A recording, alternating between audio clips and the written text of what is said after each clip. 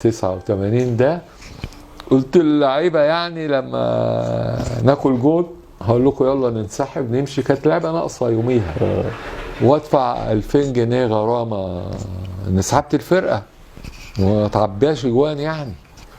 المهم يوميها ليلتها بالليل جه سيد متولي ومعاه البطانه بتاعه بقى. يا كابتن مدحت بقى مين الفرقه النهارده؟ قلت له طب انت عاوز تعرف الفرقه ليه؟ قال لي انا رئيس النادي. قلت له اداري ولا فني؟ عارف ان انا ايه مش هلعبه بقى. قال لي اداري بس عشان خاطر اخوك سيد. قلت له اه اخويا سيد يبقى اقول لك الفرقه. اديته فرقه مش هتلعب. طلع المقصوره قال لهم النهارده هيلعب فلان وفلان وفلان. وقال يعني ايه هو اللي حاطط التشكيل بقى. لا فرقه تانيه في الملعب يخرب بيته قاعد يشتم فيا طبعا. ما فيش ربع ساعه عادل عبد الرحمن من نص الملعب والله درين لقيتها جون فينا والفرقه بتاعي واقفه كلها. رحت مجمع ايه الحكم قال لي في ايه؟ قلت له ايه؟ اوف سايد. فرقتي واقفه كلها. قال لي اوف سايد. قلت له ما لازم انا اعمى ما بيشوفش. قال لي انا الغي الماتش. قلت له وراجل الغيه. رحت واخد الفرقه وايه وداخل اوضه اللبس. قعدنا قفلت الباب شويه بوم بوم بوم الباب. دخل متولي بقى في ايه بزعيق بقى. قلت له لو زعقت هعمل لك مشكله قدام اللعيبه يبقى شكلك وحش. قال لي طب يا كابتن مدحت ايه اللي حصل؟ قلت له جون اوف سايد. ليه؟ اوف سايد. قلت له ما انت فوق تشوفها ازاي؟ لازم تقعد تحت عشان تشوفها المقصوره ما تبينش. الراجل طبعا جاله ذهول. قال لي طب احنا لازم نلعب مبادئ النادي وقيم النادي. قلت له النادي ما فيهوش لا مبادئ ولا قيم ولا في حاجه.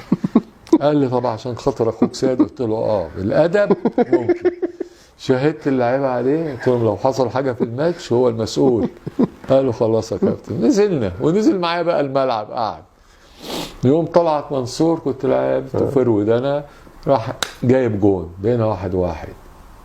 الشوط الثاني راح عامل هيد لقيتها جون احنا كسبانين 2-1. الاهلي العب اكسترا تايم جابوا جون هم ويلعب اكسترا تايم خلص العب ضربات جزاء. حماده يونس شاط شوطه وقع صوره الرئيس اللي ورا فوق واحنا جبنا ال5 تجوان. تخيل دي. وبعدين اللعيبه شالتني حياه الجماهير انا طبعا ونزلت الصحفيين اتلموا ايه اللي حصل يا كابتن؟ قلت لهم اللي حصل الحكم ده اهلاوي عارفه اما كنت بلعب في الاهلي وبيجامل الناس وبتاع. فخدت الفرقه جوه هديتهم وقلت الخطه ما نطقتش كلمه ولا قلت كلمه وكسبنا الماتش. لقيت واحد ورايا بيقول لي مش اللي قلت لك العب؟ بلف لقيته سيد متولي. قلت له يا راجل ده انت قلت لي ما تلعبش وتصمم تلعب. فلني اخر مره احضر معاك ماتشات. دي كانت بقى من المواقف الحلوه جدا. وانا لما رجعنا بورسعيد طبعا شالوا الاتوبيس من على الارض الجمهور. وابو رجيله كان بيدرب الزمالك اياميها او المريخ قابلني عند المطار خدني بالحضن وبسني يعني مبسوط. ولعبنا النهائي مع الزمالك واتغلبنا 2-1 في اسكندريه. بس جالي بقى ايه لقيت واحد بيشاور لي بورقه كده عند الاستاد. وصلنا بعد 6 ساعات.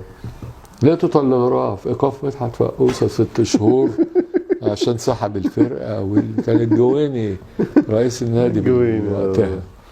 المهم لما رحنا نلعب الزمالك بقى في المدرج فقاعد عاوز بقى انده على الفرقه اقول له يا جمال كذا. يوم الجمهور كله معايا يا جمال كذا. لقيتها بقى تهزيقه بقى مش هتنفع مش هتنفع.